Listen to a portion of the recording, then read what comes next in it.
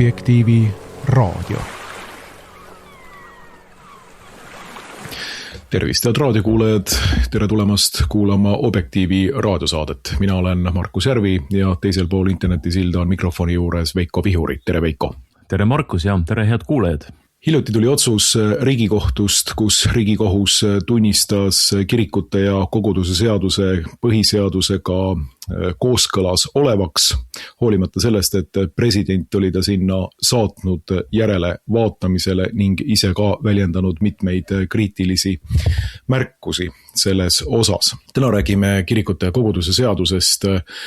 Ja kui ma ise otsa lahti teen selles arutelus, siis ma ütleksin, et sellest seadusest ja sellest temaatikast on teatavas mõttes juba natukene raske rääkida, sellepärast et on räägitud väga palju ja väga paljude inimeste poolt ning kaasa arvatud president on oma selge eriarvamuse selle seaduse osas välja öelnud ning lugedes Riigikohtu otsust tekib tunne, et mitte midagi sellest, mida räägitud on, ei ole arvesse võetud.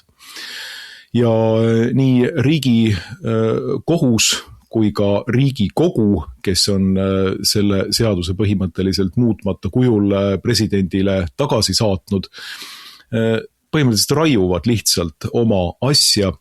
Ja siin väljendub midagi Eesti riigist, et me võime ja ilmselt arutlemegi natukene Riigikohtu otsuse üle ja vaatame seda, aga olulisem kui kõik need nii-öelda Riigikohtu otsuse seaduse pügalad ja põhjendused ja argumendid tegelikult tundub mulle see, et milliseks riigiks või küsimus sellest, milliseks riigiks Eesti on saanud. Ja ise küsin, ise vastan, mulle tundub, et Eesti on saanud selliseks sõjademokraatlikuks riigiks, kus ühe mõistega kummutatakse kõik teised õigused ja kõik teised kohustused ja kõik teised vabadused. Ja selles plaanis ma tsiteeriksin Riigikohtu otsuse viimast punkti 104, mis minu jaoks võtab kogu selle kaasuse täiesti selgelt ja kristallselt kokku. Vaidlustatud seaduse puhul, ütleb Riigikohus, on ühelt poolt kaalul usu- ja ühinemisvabaduse intensiivne riive, kuna selles sisalduvad normid võivad viia usuliste ühenduste sundlõpetamiseni, mis mõjutaks kõiki usulisse ühendusse kuuluvaid inimesi. Teiselt poolt on aga kaalul põhiseaduse mõttes avalik kord, mis on üldjuhul kaalukam hüve, kuna hõlmab riigi julgeolekut ja põhiseaduslikku korda. Ja siin on välja toodud see keskne mõiste julgeolek, millega kasutades, mida ettekäändeks tuues, sõidetakse üle kõikidest teistest põhiseaduslikest vabadustest, nagu antud juhul usu, kogunemisvabadusest ja südametunnistuse vabadusest. Sest see kirikute koguduse seadus on ju tehtud rätsepa tööna ühele konkreetsele kirikule Eesti Vabariigis. Selleks on Moskva patriarhaadiga kanoonilistes sidemetes olev Eesti kristlik õigeusu kirik. Ja ma oleks alustanud ja alustangi tegelikult samast tähelepanekust, et Riigikohtu otsuses tegelikult vaatab meile vastu selline vastandus julgeolek versus usuvabadus. Ja Riigikohus on tõesti selgelt teinud oma otsuse julgeoleku kasuks.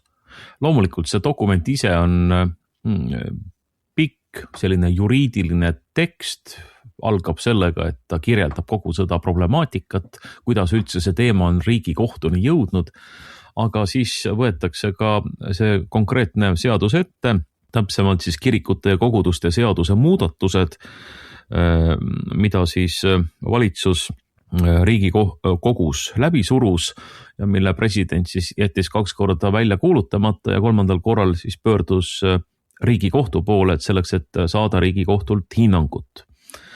Ja tõepoolest Riigikohus siis sisuliselt pani kaalule need 2 argumente, et usuvabadus, seal on muidugi veel muud vabadused kõrval ühinemisvabadus ehk siis usklike õigus koonduda usulistesse ühendustesse ja ise korraldada oma elu, ehk siis määrata ka selle üle, et millised kanoonilised sidemed nendel tohivad olla või mida nad tahavad omale. Ja nüüd teiselt poolt siis toodi mängu see julgeoleku argument või avaliku korra argument, mis on siis väga lai mõiste, eks ole, põhiseaduslik kord ja riiklik julgeolek ja kõik need muud terminid seal ja et siis see kaalub igal juhul üles usulised veendumused, usklike enesekorraldusõiguse ehk siis ühinemisvabadus, usklike usuvabaduse, vaatamata sellele, mida näiteks ka Euroopa Kohtu praktika ütleb. Ja selles mõttes minu võib-olla selline üldine kommentaar Riigikohtu otsusele ongi see, et me näeme järjekordselt seda, kuidas riigikohtunike enamus täidab täitevvõimu või siis täpsemalt küll valitseva võimuladviku tellimust. Täpselt nii nagu koroona vaidlustega oli, kõigi nende piirangutega, kas tohtis lahti lasta inimesi koroona ajal, kui nad ei nõustunud seda süsti ära tegema, samuti kõik need kogunemisvabadust piiravad sätted ja nii edasi, mida rakendati. Kõik need on ju nüüd lõpuks ka Riigikohtus nii-öelda valitsuse meeleheaks ära koputatud ja antud siis ametivõimudele selline õigustus. Aga see ongi tüüpiline, et meie riigi, ja see on nüüd nagu laiem tasand, mida sa ka mainisid, eks ole, et meie riigi puhul ongi see väga tüüpiline, et meil on väga palju juttu, et me oleme liberaalne demokraatia, et meil on õigusriik. Et meie riik on demokraatlik, me austame inimeste õigusi ja vabadusi ja need on üldse seatud esikohale. Aga tegelikkuses me näeme seda, et valitsev võimuladvik on päris kindlatesse kätesse koondanud kogu selle võimu. Nad teostavad oma võimu julgeoleku argumendi õigustust kasutades, selle abil siis piiratakse tegelikult ühiskondlikke vabadusi, kodanike õigusi, antud juhul siis ka konkreetselt selle kristliku õigeusu kiriku ehk siis Vene õigeusu kiriku puhul Eestis ja paistab, et ei olegi nagu mingit jõudu, mis suudaks sellele mõtteviisile vastu astuda. Et ega meedias ka tegelikult ei võeta seda teemat ju eriti üles, et meil kuskilt on nagu see riigi pidamise ja riigi tegemise mõtteviis läinud nagu täiesti omadega rappa. Seda kriitikat praktiliselt ei ole. Pigemini õhutatakse takka valitsuse selliseid autoritaarseid samme, eriti kui see on kuidagi suunatud Venemaa vastu või venelaste vastu või mida annab siis nagu tõlgendada Eesti julgeoleku huvidega. Nüüd huvitav on see, muideks, et tervelt 1/3 riigi kohtunikest, ehk siis seal oli 17 kohtunikku, kes siis selle otsuse tegid ja tervelt 6 neist, ehk siis tõesti peaaegu 1/3 jäi eriarvamusele. Ja ma natuke tutvustan ka seda eriarvamuse argumentatsiooni. Nimelt siis eriarvamusele jäänud 6 kohtuniku, nende hulgas oli ka Riigikohtu esimees Villu Kõve. Nende arvates jõustub nüüd Riigikohtu enamuse otsusega ebaselge seadus, mis ei kaitse usulisi ühendusi piisavalt avaliku võimu meelevaldsuse ja võimaliku diskrimineerimise eest. Kujutage ette, riigikohtunikud, tervelt 6 riigikohtunikku ütlevad välja, et jõustub ebaselge seadus, mis ei kaitse usulisi ühendusi piisavalt avaliku võimu meelevaldsuse ja võimaliku diskrimineerimise eest. Nad ütlevad siis seal ka selgelt välja, see nüüd on lausa tsitaat sellest eriarvamusest, mida intensiivsem on põhiõiguste riive, seda selgem peab olema norm. Ehk siis mida rohkem sekkutakse inimeste õigustesse, ka usklike õigustesse, usuliste ühenduste õigusesse, siis seda selgemalt peavad olema seaduses sõnastatud normid. Ja see on siis kriitika selle kirikute koguduste seaduse muutmise seaduse aadressil, et selle läbivaks tunnusjooneks on ebamäärasus, mis annabki tegelikult täitevvõimule väga ulatusliku sellise diapasooni, et rakendada neid seaduse norme meelevaldselt, nii nagu nemad parasjagu seda õigeks peavad. ja nad toovad siin oma eriarvamuses näiteks siin ühe sätte, et sidemete katkestamine on õigustatud ka sel juhul, kui seaduse tekstis siis tulenevalt, et kui siis see välismaine juht või keskus toetab mingisugust relvastatud konflikti, et siis kohe Eesti võimud saavad teha usuühingule ettekirjutuse. No ma ei tea, et kui näiteks Rooma paavst peaks mingisuguses väliskonfliktis valima selle ühe poole ja need konflikti osapooled on kumbki seal kasutavad relvi, relvastatud jõudu, et siis nagu põhimõtteliselt saaks ka Siseministeerium teha Eesti Rooma katoliku piiskopkonnale ettekirjutuse lõpetada koheselt sidemed Vatikaniga. No see on niisugune drastiline näide, ma sellepärast toongi seda, et saagem aru, et see seadus ei käi ju ainult Vene õigeusu kiriku kohta, vaid seda ju saab ja ilmselt rakendataksegi kõige laiemalt. Nii et see on siis nagu eriarvamusele jäänud kohtunike hinnang, et meil on tegemist ebaselge seadusega, mis tegelikult õhutab riigivõimu kuritarvitama või riigivõimu omavolile. Ja samas Riigikohtu enamuse otsus, mis siis nagu jõustas selle seaduse, ebaselge seaduse, seab sinna siis sellise teatava kitsenduse, eks ole, et seadust tuleb ikkagi mõista kitsendavalt. See ei ole otsene tsitaat Riigikohtu otsusest, aga ma üritan seda mõtet kokku võtta. Et juhul, kui seda mõistetakse nagu kitsamalt ja ütleme, täpsustatakse neid termineid ja ei minda liiga meelevaldseks seaduse tõlgendamisel, et siis me saame lugeda selle kirikute koguduste seaduse muutmise seaduse kooskõlas olevaks põhiseadusega. Et tegelikult on see vabandus või see on ettekääne, miks siis seda seadust ikkagi võimudele meelepäraselt kehtivaks ja põhiseadusega kooskõlas olevaks lugeda, et tegelikult me ju saame aru, et kui riigis hakkab kehtima ebaselge ja erinevaid tõlgendamisvõimalusi võimaldab seadus, et siis loomulikult need ametnikud, kes on ministeeriumides tööl, hakkavad loomulikult seda seadust tõlgendama vastavalt oma suunistele ja oma ametkonna huvidele, jättes täiesti tahaplaanile kodanike huvid ja usuhingute huvid siis antud juhul.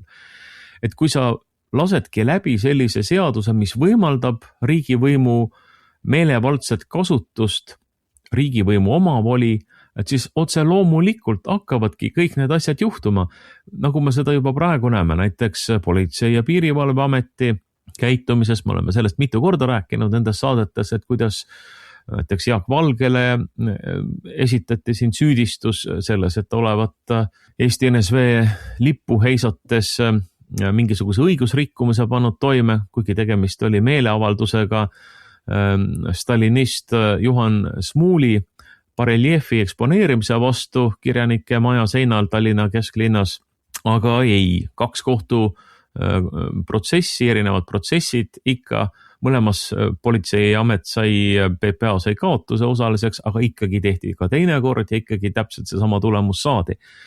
Ja see ruineerib loomulikult mitte niivõrd riiki, sellepärast et riigivõimul on ju kasutada kõik maksumaksja poolt kokku korjatud või ütleme siis maksumaksjatelt kokku korjatud ressursid. Neil on ka piiramatult aega, neil on seal ametnikud, kes vajadusel tegelevadki sinuga. Aga siis see kodanik või kodanikiühendus peab siis palkama omal advokaadid ja peab siis vastu seisma, oma õigusi kaitsma. Tegelikult see ei ole üldse õigusriigi, ei näe üldse õigusriigi moodi välja, et see pigemini meenutabki just nimelt sellist riigikorraldust, mida me ise ju siin nagu poliitikute poolt kritiseerime, ehk siis Venemaad, Valgevenet või üldse autoritaarseid riike, kus seadused võivad kehtida või seadused võivad olla kirjas, aga tegelikult kehtib suvaõigus. Ja just nimelt see seadus, mis nüüd ka Riigikohtu poolt õigeks tunnistati ja põhiseadusega kooskõlas olevaks tunnistati, võimaldab suvaõigust ja mul ei ole mitte vähimatki kahtlust, et seda suvaõigust hakatakse nüüd ka rakendama, et me kindlasti saate edenedes ka räägime nendest võimalikest tagajärgedest.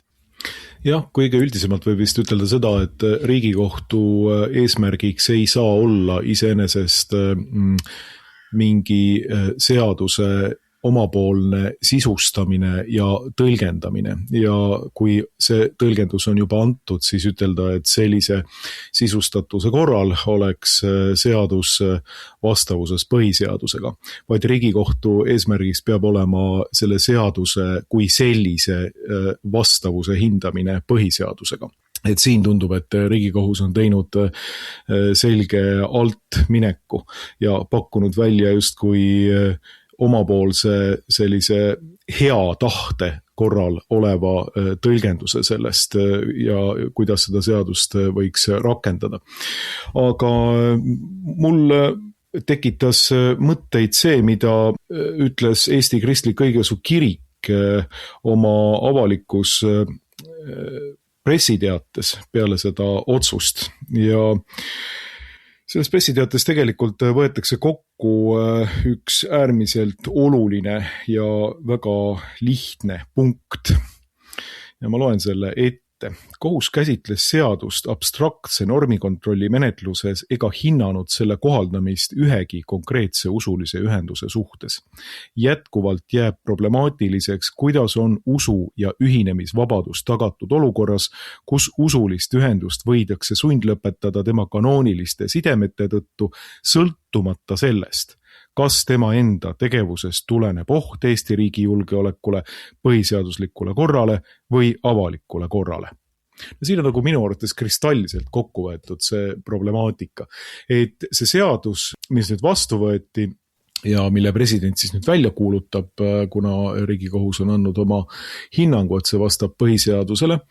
See seadus ütleb seda, et põhimõtteliselt võidakse lõpetada ja sundida lõpetama ära kiriklik ühendus, kirik või sundida eelkõige katkestama, esiteks loomulikult, sundida sellel kirikul katkestama oma kanoonilised sidemed oma emakirikuga või emaorganisatsiooniga. Ja juhul, kui selle emaorganisatsiooni tegevust hinnatakse Eesti julgeolekule, põhiseaduslikule korrale või avalikule korrale ohuks. Aga vähimalgi määral ei räägita sellest, et mida teha siis, kui see kohalik kirik siin ei oma mitte mingisugust ohtu ei Eesti põhiseaduslikule korrale ega avalikule korrale ega Eesti riigi julgeolekule. Ja Eesti Kristlik Õigeusu Kirik ütlebki selles oma pressiteates, et Eesti Kristlik Õigeusu Kirik rõhutab jätkuvalt, et meie tegevus ja pühendumus kristlikele ideaalidele ei kujuta ega saagi kujutada ohtu Eesti riigi julgeolekule, põhiseaduslikule korrale ega avalikule korrale. Oleme alati pidanud oluliseks avatud ja konstruktiivset dialoogi riigiasutustega ning oleme valmis seda jätkama ka edaspidi. Et Moskva patriarhaadiga kanoonilises sidemetes olev õigeusu kirik on kirik, millele tegelikult ei ole olnud ju kogu selle protsessi vältel mitte midagi ette heita. Mitte kuskilt ei saadud ühtegi argumenti, et kas see kirik oleks tegelenud põhimõtteliselt Eesti seaduse vastase tegevusega või ohustanud põhiseaduslikku korda või julgeolekut. Selliseid argumente tegelikult välja ei öeldud. Ja see ongi nagu huvitav, et ja ometi on kogu see seadus tehtud sellele kirikule niimoodi rätsepa tööna, sundimaks teda lõpetama oma kanoonilised sidemed Moskva patriarhaadiga. Ja muu hulgas ka seda mainib see eriarvamus siin, nende kohtunike eriarvamus, et kanooniliste sidemete lakkamine ei ole isegi sellel hüpoteetilisel kaalutlusel, et see kirik ongi kuidagi Eesti Vabariigi põhiseaduslikule korrale ja avalikule korrale ja julgeolekule ohtlik, ei oma kanooniliste sidemete katkestamine mitte mingisugust reaalset mõju. Et juhul, kui tahetaks mõjutada ühe või teise kiriku või usulise ühenduse kaudu Eesti sisepoliitikat ja ohustada julgeolekut, siis seda tehtaks nii kui nii. Hoolimata sellest, kas need kanoonilised sidemed on olemas või mitte.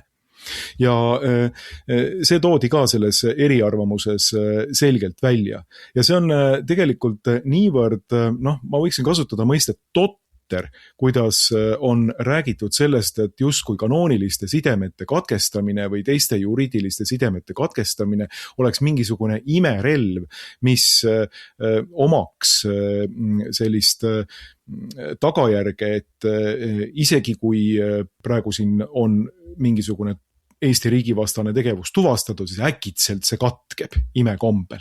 Et seda vastupidi, võime ette kujutada seda, et kui mõni usuline ühendus tahab Eesti Vabariigi põhiseaduslikku korda ohustada ja seda kukutada, siis leiab ta kahtlemata mingisugused meetodid, et seda teha põranda all ja teha põhimõtteliselt suhelda ka oma emaorganisatsioonide ja teistega, et kanoonilised avalikult sidemete katkestamine ei ole selleks meetmeks, mis selliseid asju ennetaks nagu ohtu Eesti julgeolekule.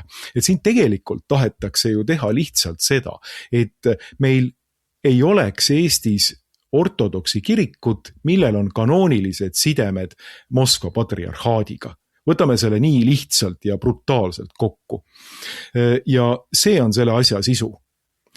Ja kogu see ümbritsev jutt, mida sinna on pandud peale, justku oleks tegu kirikuga, mis ohustab Eesti põhiseaduslikku korda ja vihjatud kogu aeg sellele. Ja kui ei ole selgeid mingeid andmeid, et kuidas ta seda siis teeb, et mitte midagi ette heita sellele kirikule tegelikult ju ei ole, siis hakatakse rääkima ennetustegevusest, nii nagu seda teeb usuasjade volinik Siseministeeriumist Ringo Ringvee, kes räägib meile sellest, kuidas tegelikult see seadus ka juba ennetab seda, et me peaksime siis põhimõtteliselt käsitlema Eesti kristliku õigeusu kirikut sellise potentsiaalse Eesti riigi kukutajana puhtalt sellepärast, et tal on kanoonilised sidemed Moskva patriarhaadiga.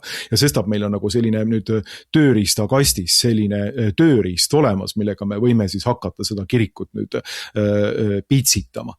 Aga kõige lihtsamalt öeldes on see riigivõimu sekkumine sinna, et tekitada olukord, kus Eesti pinnal ei oleks mitte ühtegi Moskva patriarhaadiga kanoonilistes sidemetes olevat kirikut või kiriklikku ühendust.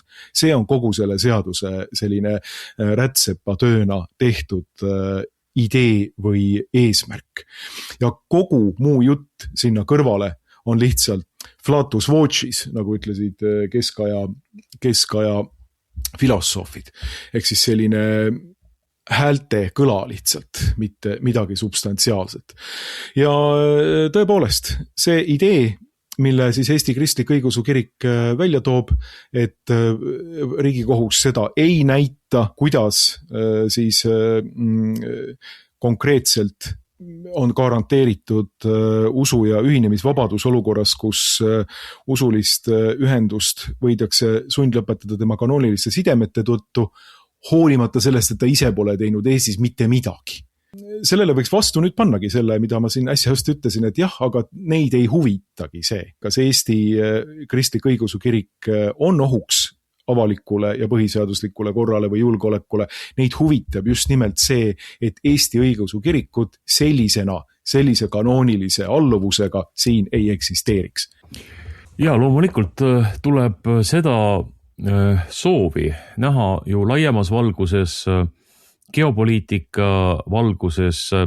Me näeme ju täiesti selgelt, kuidas lääneriigid eesotsas Ameerika Ühendriikidega on ju läbi aastate toetanud Konstantinoopoli patriarhaati, mis iseendast on ju imetilluke. Selle keskus asub siis kunagises Ida-Rooma pealinnas Konstantinoopolis, mis tänapäeval on Türgi linn Istanbul, ühes sellises kõrvalises kvartalis seal. Ma ei tea, kui palju neil seal Türgis neid usklikke on, mõned tuhanded võib-olla. Need on siis rahvuselt kreeklased või siis kuidagi, ütleme, ortodokse usuga seotud inimesed loomulikult. Ja me näeme, kuidas lääneriigid, eriti Ameerika Ühendriigid on toetanud Konstantinoopoli patriarhaati selleks, et vastanduda Venemaale ja Vene õigeusu kirikule ehk siis Moskva patriarhaadile.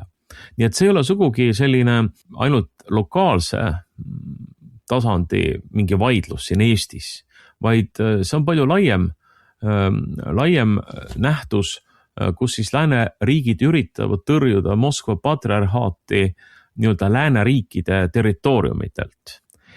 Seda ei jõua siin saates lahti rääkida, et siin on väga huvitavaid arenguid olnud, näiteks endine Moskva patriarhaadi välissuhete osakonna juht, metropoliit Ilarion, kes sai Ukraina sõja järgselt siis sellest positsioonist lahti, ta saadeti Tšehhi ja Ungarisse, tal vist isegi olevat Ungari kodakondsus, nagu ma kuskilt lugesin.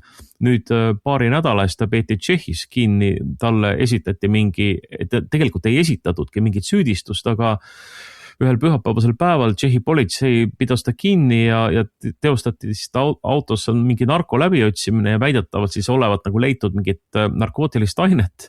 Hiljem olevat siis need süüdistused tagasi võetud, et see oli selge lavastus ja nüüd see Ilarion saadeti ära kuskile Brasiiliasse. Lõuna-Ameerikas. Ma ei saa seda võrdlust mitte toomata jätta siin, et ta püüti kinni Tšehhis Franz Kafka protsessiga. Ilma, et ta midagi kurja oleks teinud. Teatavasti kogu protsess toimub Prahas ja Franz Kafka selles ka kirjutab, et ilma, et ta midagi kurja oleks teinud, võeti ta ühel päeval vahi alla. Ja ma palun jätka. No, see oli vist paariks tunniks, peeti kinni kuskil kõrvalisel teel, küll mitte Prahas, aga kus ta seal Tšehhis iganes liikus, ta on nagu määratud oma kiriku poolt. Ühesõnaga, ma ei tahtnud isegi sellest Ilarioni kaasusest pikemalt rääkida, et see on lihtsalt näide sellest, kuidas siis käib selline julgeolekuteenistuste vaheline ja laiemalt siis lääne selline poliitiliste jõukeskuste ja ida ehk siis Venemaa vaheline selline mõõdu võtmine ja loomulikult ka see Eesti temaatika on siin sees ja muideks Leedus on ju samamoodi Moskva patriarhaadile alluv või siis kanoonilistes suhetes olev õigeusu kirik, kuigi Leedu on üldiselt katoliiklik maa, aga seal siis on ka traditsiooniliselt olnud Moskvale alluv õigeusu kirik. Nüüd Konstantinoopoli patriarhaat loob selle kõrvale oma eksarhaadi.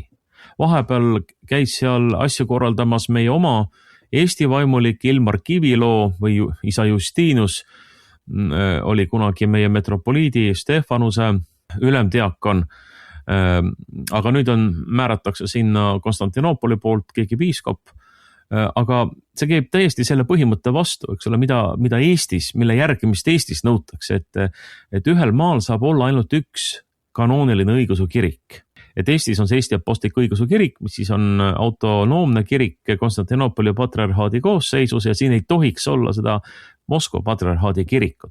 Aga nüüd Leedus tekitatakse uus kiriklik struktuur, mis siis on allutatud Konstantinoopolile ja seal ometi on olemas Vene kirik. Aga see selleks. Et me loomulikult siin taustal on palju keerulisemad suhted, palju keerulisemad arengud ja ütleme, isegi mina, kes ma natuke üritan jälgida neid asju, ei hooma võib-olla kõike ja ei tea kaugeltki mitte kõike. Et miks on need sammud ühes või teises valdkonnas just sellised, nagu nad on. Aga tulles tagasi meie Eesti Riigikohtu otsuse juurde või õigupoolest sa mainisid seda Siseministeeriumi ametnikku, mul ei ole nüüd tema ametikoha nimetus meeles, et teda on usuvolinikuks nimetatud, aga ta on seal mingi peene nimega mingi nõunik Ringo Ringvee, kes siis andis teada, et seda seadust hakatakse rakendama ennetavalt. Ja huvitav on see, et Riigikohtu otsuses peaks olema kuskil kirjas, et oht, mille alusel siis ühte või teist usuühingut hakatakse sulgema, oht peab olema selgesti määratletud.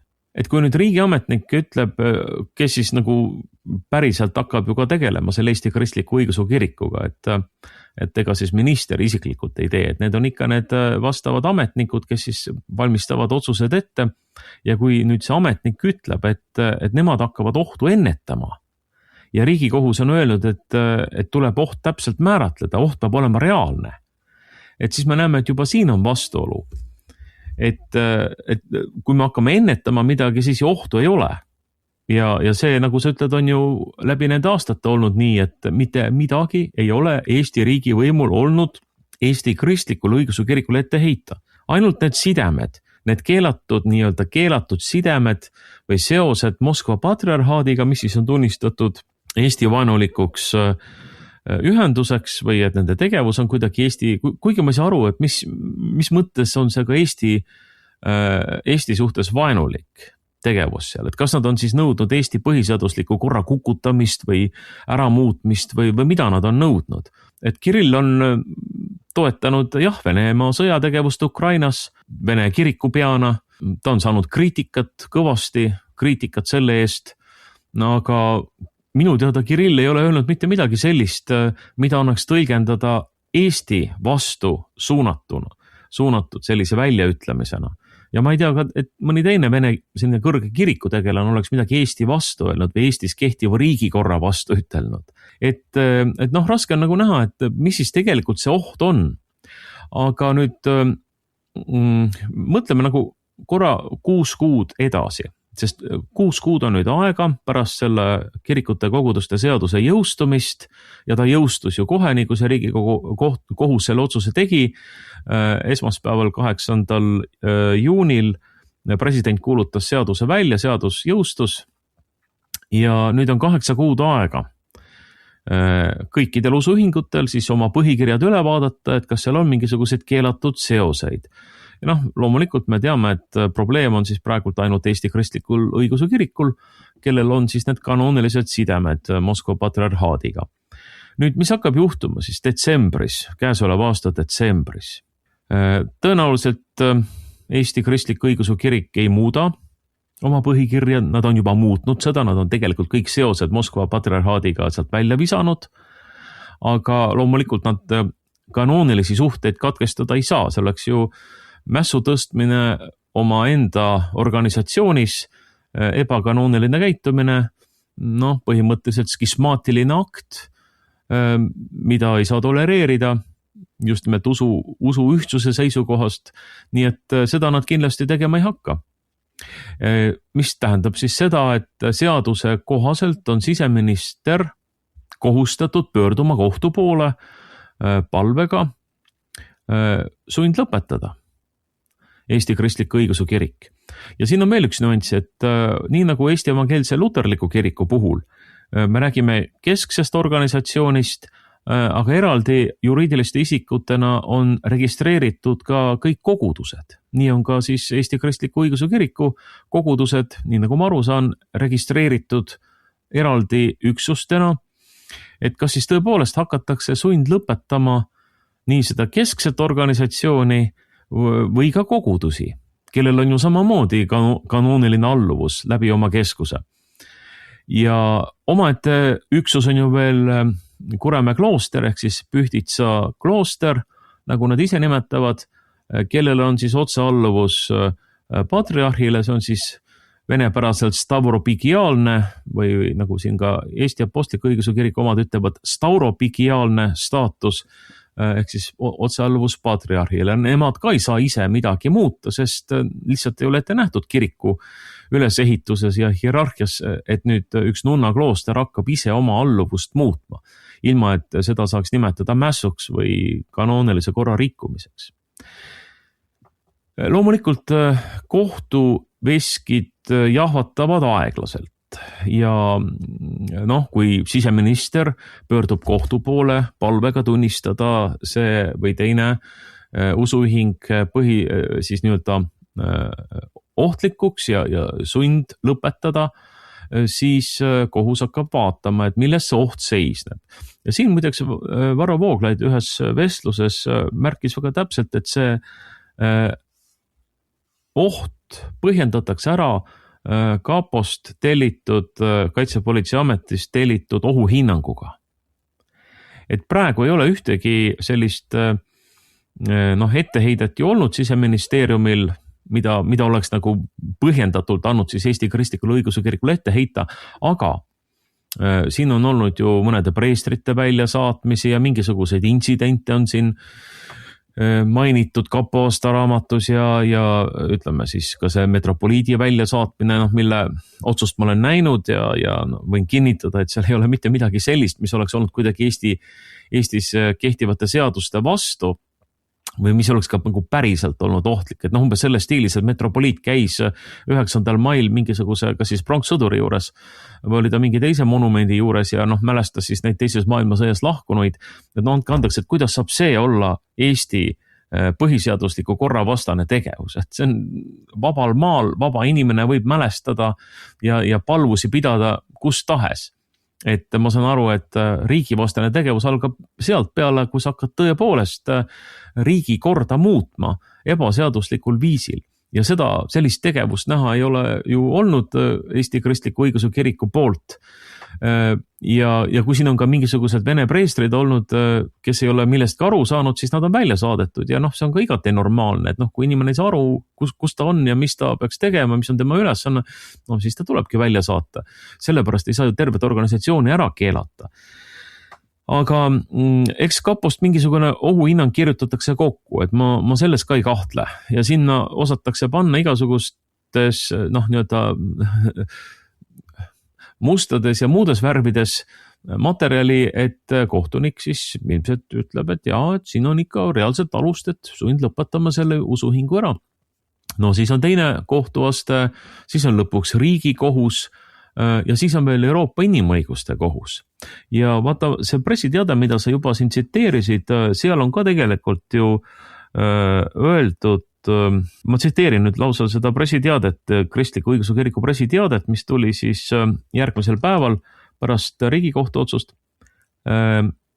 Siin öeldakse, Riigikohtu otsus ei kõrvalda kõiki Euroopa Inimõiguste konventsiooniga tagatud põhiõiguste ja vabaduste kaitset puudutavaid küsimusi, peab kirik vajalikuks kaaluda ka Euroopa Inimõiguste Kohtu poole pöördumist. Ehk siis nad võivad ilmselt vaidlustada siis, kui ma õigesti aru saan, ka selle Riigikohtu otsuse Euroopa Inimõiguste Kohtus. Ja ma arvan, et neil võib edu olla. Aga kõik see on aastate pikkune protsess, ühel või teisel juhul või mõlemal juhul.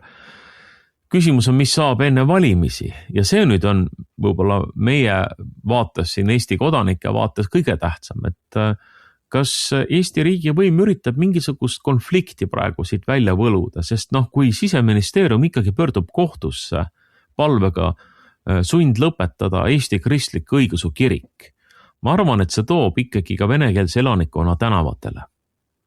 Ja kas siin just pronksiöö taolised rahutused tulemas on, ma ei oska öelda, võib-olla provotseeritakse midagi välja, siin võib-olla tahetaksegi provotseerida konflikt Eesti tänavatel, muideks juba harjutatakse mässuda maha surumist, nagu siin alles üks päev uudistes oli, ja võib-olla siis enne valimisi on see hea ettekääne eriolukorra kehtestamiseks ja valimiste ärajätmiseks või edasilükkamiseks, et see praegune olematu toetusega riigivõim Reformierakonna Eesti 200 näol saaks oma valitsemist, oma katastrofaalset valitsemist jätkata.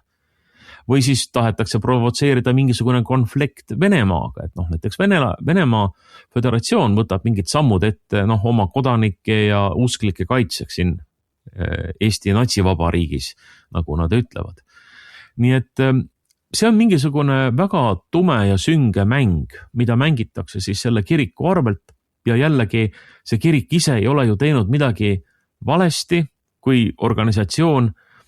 Mis põhjus on üldse minna praegu Eesti riigi võimuga sellisel viisil selle kiriku kallale? Ja oma selle mõtete kokkuvõtteks meenutan siin ühte artiklit Postimehes, kus siis oli tehtud analüüsi, et miks sotsid on oma venekeelsed valijad kõik ära kaotanud, et kahe otsusega, et sotsiaaldemokraadid siis otsustasid toetada vene inimestelt siin hääleõiguse äravõtmist, kes ei ole Eesti kodanikud kohalikel valimistel, ja teine asi siis vene kiriku küsimus, mida just siis väga häälekalt ajas tollane sotsist siseminister Lauri Läänemets. Ja kui me nüüd mõtleme selle peale, et kui üks erakond juba on valmis loobuma nii suurest hulgast valijatest, et siis sama võib ju laiendada seda hoiakut Eesti riigile või praegu selle võimuladvikule, et neid absoluutselt ei huvitagi mingisugune kodanike rahulolu Eesti riigi võimuga. Nad teavad, et võim on neil kindlalt peos ja nad suruvad ükskõik mis rahutused maha ja nad tegelikult võib-olla tüürivadki kogu seda asja rahutuste poole, ühiskondliku konflikti ja lõhenemise poole, selleks, et saavutada siis, ja see on nüüd laiem küsimus üldse, et mis on tegelikult ikkagi selle sõjademokraatia eesmärk? Kas see õigeusu kiriku võimalik sulgemine või selle pinnalt konflikti üleskeerutamine, kas see nüüd on osa mingisugusest rahvusvahelisest plaanist ikkagi provotseerida Balti riikide vahel ja mõtleme siin ka Leedu õigeusu kiriku olukorrale, provotseerida mingisugune laiem konflikt Venemaaga ja meie kohalikud asjapulgad töötavad ennast unustavalt selle laiema plaani teenistuses. Mina ei tea seda, aga igatahes ma ei saa aru, miks nii tehakse, miks tehakse ilmselgeid lollusi, miks liigutakse konflikti kursil, kui kõiki neid probleeme saaks lahendada täiesti mõistlikult, ilma igasuguse ühiskondliku pingeta, aga seda paraku ei tehta. Ma arvan, et see ongi tegelikult peamine teema, selline metateema, mis seoses selle kirikute ja koguduste seadusega välja tuleb. Et president ka ju oma eriarvamuses selle seaduse osas ja pöördumises Riigikohtu poole rääkis ju sellest, et kõiki neid olukordi saab lahendada juba olemasolevate seaduste raames. Kui keegi või mõni usuline organisatsioon, kirik alustab Eesti Vabariigi vastast tegevust ja tõepoolest näitab ennast ohuna Eesti põhiseaduslikule korrale, siis juba praegu olemasolevate seaduste raames saab sellise kiriku juhid või usulise ühenduse juhid vastutusele võtta. Ja siin ei ole mitte mingit küsimustki. Ja tõepoolest see, et meil see seadus sellise teatava tuima, kalgi, julma eesmärgipärasusega on läbi surutud Eestis. Näitab tõesti, et siin on mängus mingisugune laiem pilt. Ja see sõjademokraatia, kui me kasutame seda mõistet, siis selle eesmärgiks on loomulikult nii-öelda demokraatlike institutsioonide varjus kehtestada selline diktatuurlik kord, kus julgeoleku argumendiga põhimõtteliselt rullitakse üle kõigest, mis iganes on inimestel antud põhiseaduslikud vabadused, õigused ja sõnavabadus eelkõige. Et ühiskonnas ei oleks eriarvamusi, et ühiskondlik kliima oleks selline monotoonne ja et inimesi ette valmistada üheks suureks konfliktiks, eelkõige Venemaaga, et kogu ühiskond panna tanki selleks Venemaa vastaseks võitluseks, et kui me oleme siin kuulnud Stratkomi jutupunkte, et meil on sõda, me oleme sõjas juba 4-5 aastat varsti peale Ukraina konflikti puhkemist, siis tegelikult see on selline ennast täiendav prohvetiennustus või ennast täitev prohvetiennustus, et me varsti võime leida ennast olukorras, kus see ei ole enam mingisugune kõnekujund. Jumal tänatud, see praegu veel on, aga et me olemegi varsti sõjas Venemaaga ja sellise sõjademokraatliku režiimi kehtestamine, inimeste õiguste ülerullimine julgeoleku argumendiga, usuvabadusest ülerullimine julgeoleku argumendiga töötab selle nimel, et meid põhimõtteliselt, mina arvan seda, et meid põhimõtteliselt viia avatud konflikti Venemaaga ja selles vallas ma ei oleks sugugi üllatunud, kui ka see pronksöö temaatika ei ole siin lihtsalt mitte selline ülekantud tähenduses kõnekujund, mida valitsus üritab teha, vaid et valitsus võiks teha ja võtta pronkssõduri kaitseväe või kaitseväe kalmistult ja panna see ära, et tekitada uus pronksöö Eesti ühiskonnas. Ma oleks sellest sugugi üllatunud, et seesama Aljoša saab järjekordselt nii-öelda Reformierakonna toetuse aluseks, nii nagu ta omal ajal 2006. aastal sai selle ühiskonna PSYOP-i psühholoogilise operatsiooni pärast, mis garanteeris põhimõtteliselt Reformierakonnale järgnevaks 15 aastaks võimu olukorras, kus ta oli sinnamaani olnud mõneteist % erakond. aga kogu see kiriku temaatika tõepoolest, see on julmalt, jultunult, külmalt, kalgilt tehtud provokatsioon, et see tuleb välja öelda. Ja kui me räägime siin kapo ohuhinnangutest, siis kapo ohuhinnangud põhimõtteliselt on must kast, millesse ei saa sisse vaadata ükski tavakodanik. Need on salastatud ja meid lihtsalt kodanikena justkui nõutakse usku nendele ohuhinnangutele. Kapo annab oma ohuhinnangu, Postimees ja Delfi vahendavad seda, et näete, nüüd on ohuhinnang sellele, et Eesti Kristlik Õigeusu Kirik on kuidagi ohuks mingil viisil, seletamatul viisil ohuks Eesti Vabariigi põhiseaduslikule korrale. Ja kujutate ette, meie sõjademokraatlik režiim on jõudnud sinnamaani välja, et meie justkui peame lihtsalt võtma seda puhta kullana ja uskuma, et et meil on nüüd pädevate organisatsioonide ja jõuametite ohuhinnang, mida te küll lugeda ei saa, mille sisuga te küll tutvuda inimesed ei saa, aga te peate lihtsalt nüüd lugema seda Postimehe uudist, vaatama kapo peadirektori Pallosoni tõsist nägu ja uskuma seda, et nüüd ongi nii, nagu eriorganisatsioonid teile ütlevad ja räägivad. See on see, mida meilt nüüd nõutakse.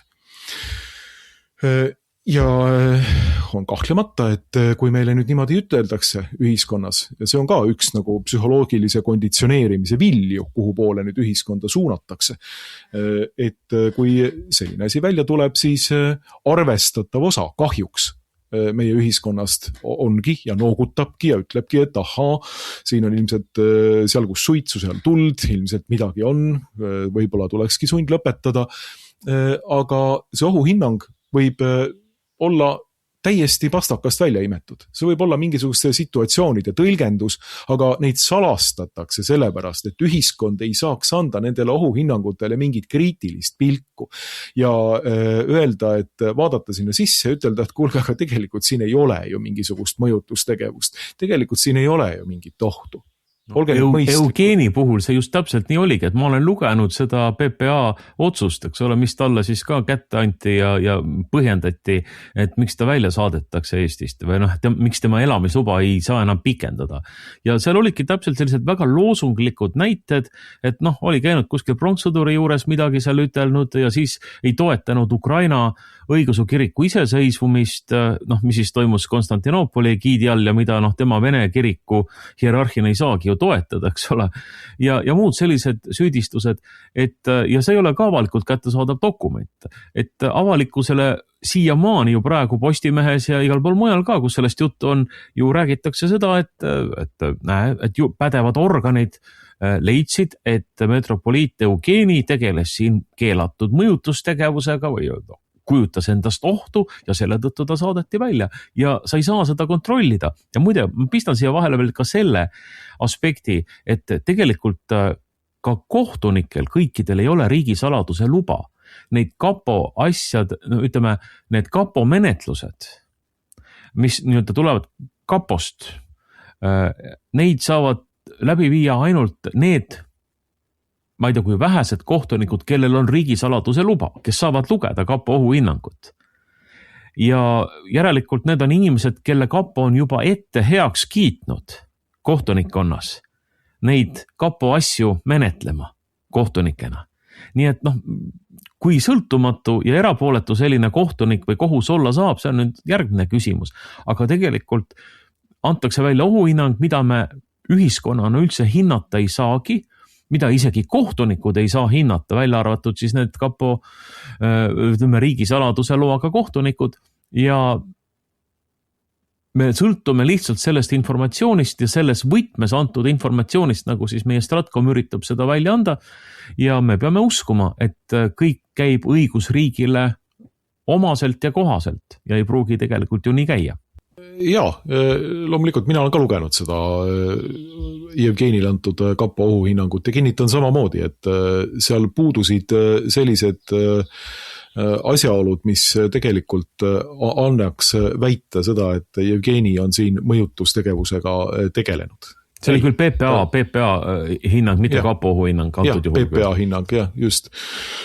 et politsei ohuhinnang, aga nii ta on põhimõtteliselt ja me oleme, et kui me tegelikult üldse tahaks teha mingisugust nii-öelda ausat mängu nendes küsimustes, siis esimese asjana peaksid kaitsepolitsei ohuhinnangud olema avalikult loetavad.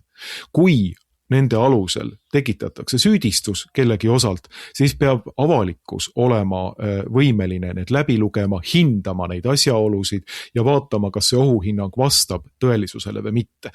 Praegu me lihtsalt see salastatus on see, millega pannakse ühiskond fakti ette, nõutakse inimestelt usku ja tekitatakse olukord, kus inimesed on sellises mõlemalt poolt sellises ebamäärases olekus. Esiteks ühiskond ei tea, mille alusel siis ikkagi süüdistatakse, aga teiseks hoitakse inimesi hirmul, sest need, kes sellise ohuhinnangu osaks võivad saada, võivad leida ennast ühel hetkel selles olukorras, kus kaitsepolitsei on näiteks, ma ei tea, midagi minu, sinu, Objektiivi ja teiste väljaannete vastu öelnud, et see on ohuks Eesti Vabariigi põhiseaduslikule korrale ja kui ma äkitselt leian ennast sellises olukorras ja ma justkui ei saa seda kommenteerida, mitte keegi ei saa seda avalikult hinnata, siis võite nüüd kõik kodanikud ja head raadiokuulajad mõelda, et kui te olete ise sellises olukorras, kus teie kohta on genereeritud selline üldine ohuhinnang, mida lihtsalt mida kogu ülejäänud ühiskonnal palutakse võtta faktina. Me oleme andnud teile sellise ohuhinnangu carte blanche'i, et ju seal midagi on, nüüd hakkame kirjutama sinna sisse ükskõik mida.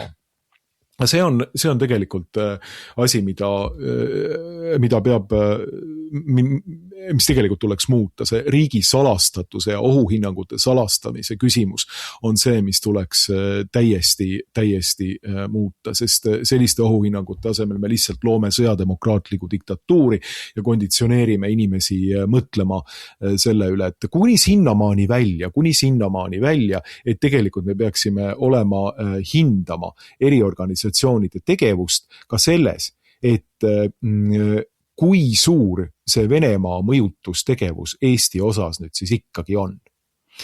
Et see on ka tegelikult oluline küsimus. Ma tean loomulikult, et ma räägin siin idealistlikul positsioonil, sellepärast et eriorganisatsioonide dokumente ja muid salastatud pabereid juba puhtalt sellepärast, et nad eriorganisatsioonid ja jõustruktuurid on, kellegile avalikult lugeda ei anta, aga ka see on küsimus, mis tegelikult me peame kodanikena esitama, et kas on Kaitsepolitseiamet ja Välisluureamet tekitanud meile lihtsalt, kui me nüüd võime näha seda, et näiteks Eesti Kristliku Õigeusu Kiriku puhul on see tekitatud ühiskonnas süstemaatilise propagandana Postimehes ja Delfis ja igal pool mujal.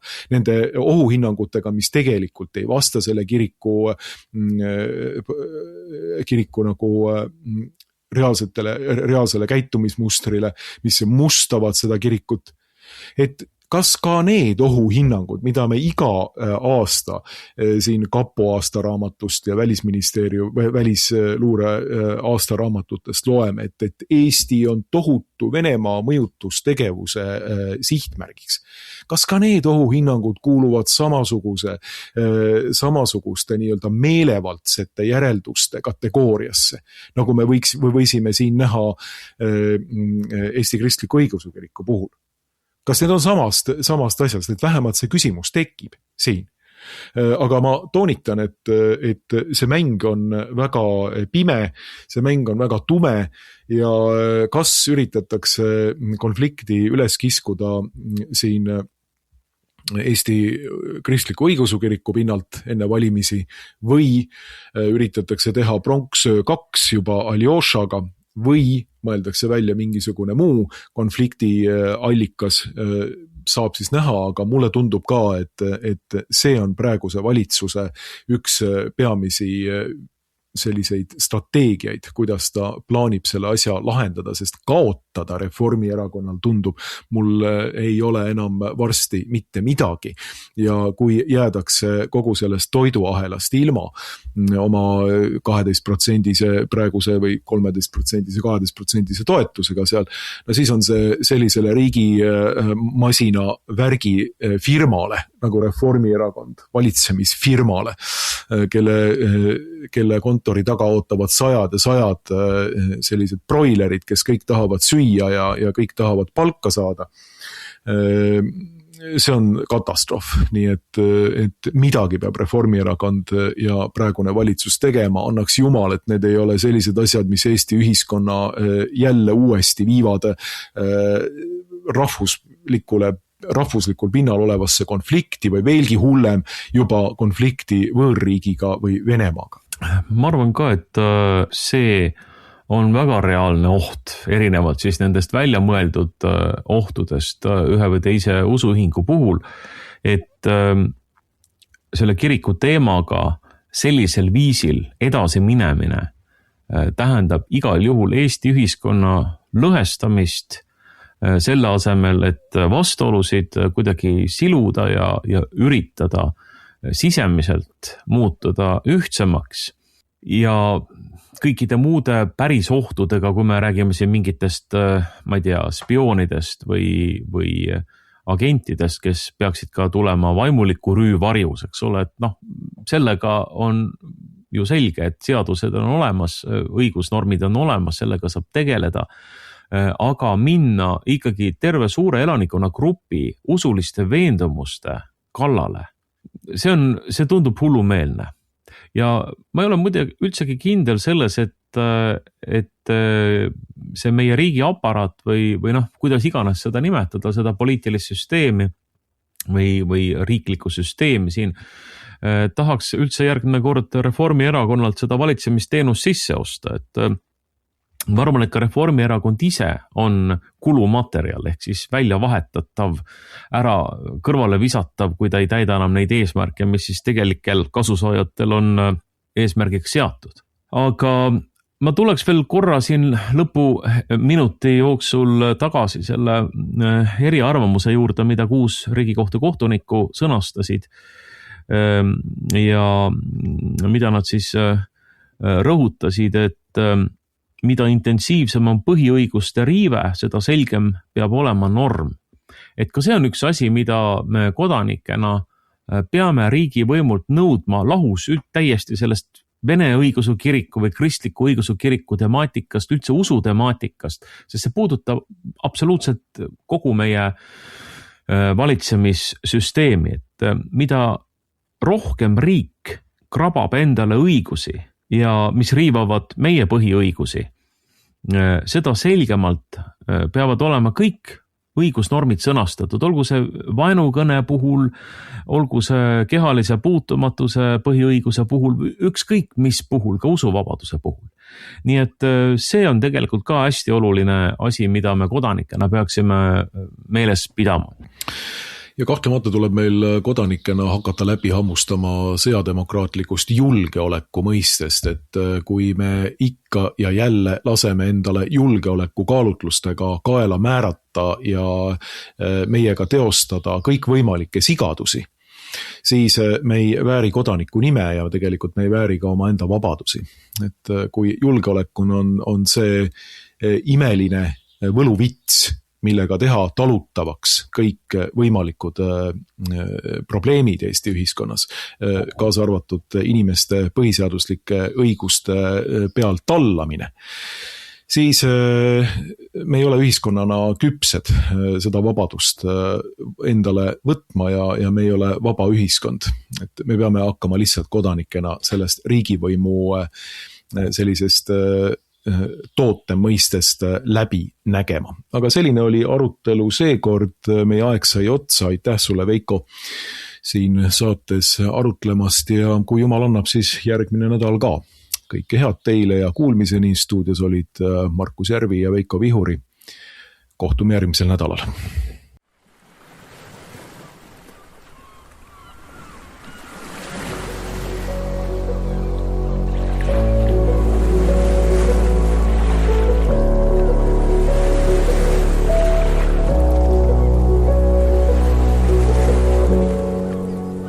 Perspektiivi raadio.